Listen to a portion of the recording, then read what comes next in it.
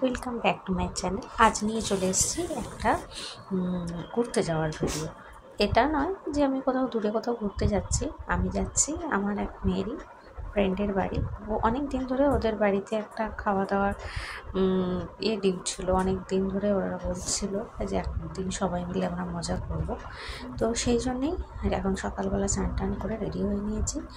দেখো, বাইরে বেরোলে সানস্ক্রিনটা তো মাস্ট। প্রথমে একটু টোনার লাগিয়ে নিয়েছি, এখন ফটাফট সানস্ক্রিন লাগিয়ে নিয়েছি। হালকা একটু মেকআপ করবো, মানে মেকআপটা মানে নো মেকআপ লুকের মতনই হবে।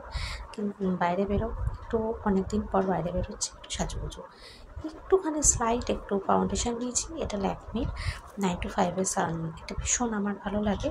আর দিনের বেলা একটা হালকা ম্যাট ফিনিশও দেয়, আমার বেশ ভালো লাগে এটা, তাই সেটা লাগিয়ে নিচ্ছি। আর এটাকে সেট করার জন্য অল্প কম্প্যাক্ট ওপরে লাগিয়ে নিচ্ছি, যেটা আমি কালার ইউজ করি।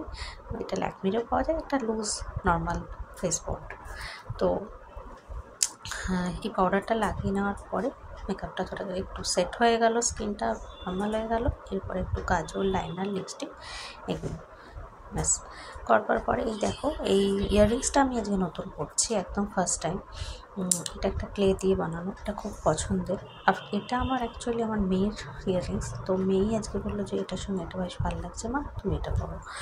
তো মেয়ে বললো, আমিও পরে ফেললাম। মেয়েরা তো সবসময় মাকে সাজাতেই চায়, আর সব কিছুর পরে একটু সিঁদুরটা তো চলবে, না সিঁদুর পরলে তো চলবে না। তাই সিঁদুর পরে একদম রেডি হয়ে নিলাম।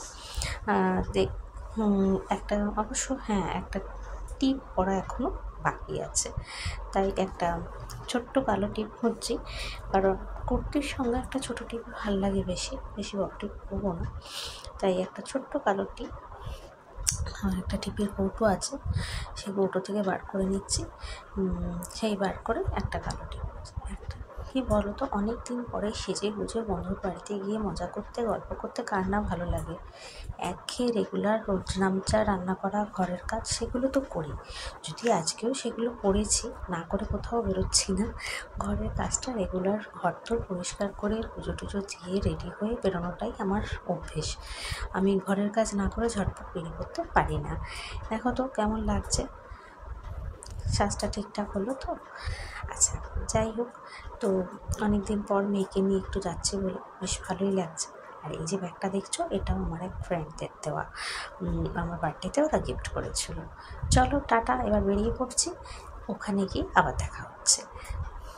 এই যে চলে এসেছি, আমার মেয়ের বান্ধবী, আমার দিদি কাম বন্ধু।